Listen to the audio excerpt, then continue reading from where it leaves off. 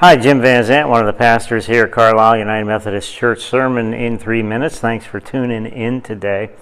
You know, the four gospel writers all have a little different bend in the way they write the story of Jesus. Matthew wants us to know that Jesus truly is the Messiah that the Old Testament prophets talked about.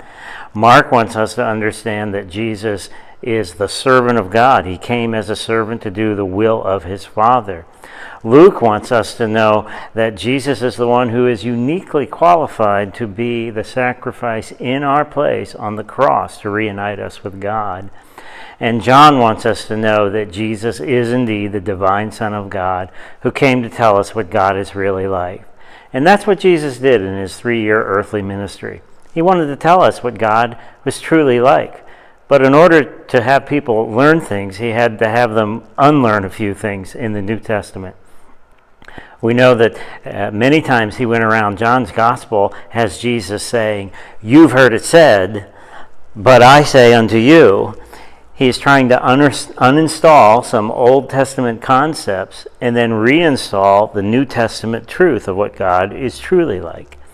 In thinking about that, we need to do the very same thing in our lives, because a lot of us have some misguided notions about God.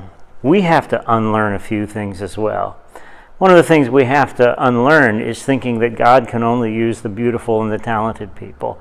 He would never use a person like little old us. We have to unlearn that. We also have to unlearn that God would never forgive you for that thing that you did 5 years ago, 10 years ago, 20 years ago, or even 50 years ago, and there's no way God could possibly love you. We have to unlearn that. Who are you or me to say who God can love and choose to love and when to love them? We have to unlearn the fact that you're not useless to God, even though you may feel that way, for God says that you're his priceless treasure.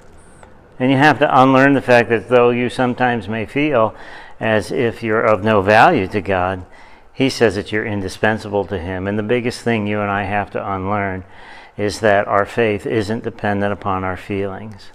Our faith is dependent upon the promises of God. These are just some of the things we have to unlearn in our lives in order to learn what God and Jesus are really like.